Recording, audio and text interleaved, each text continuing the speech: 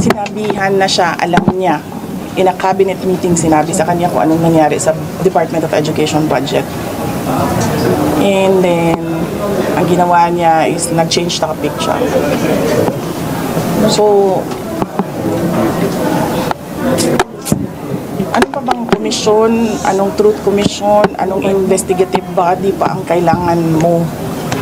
Nandyan na yung budget, nakikita natin kung paano siya kinuha. Diba dapat nun, diretso mo na gawin, tanggalin mo na yung speaker mo, ayusin mo na yung, sabihan mo na yung mga kaalyado mo sa House of Representatives, ayusin niyo yung budget, tapos panagutin mo na yung, mag-lifestyle check ka na dyan sa mga congressman at sa mga staff nila, dami dyan, may bahay sa abroad.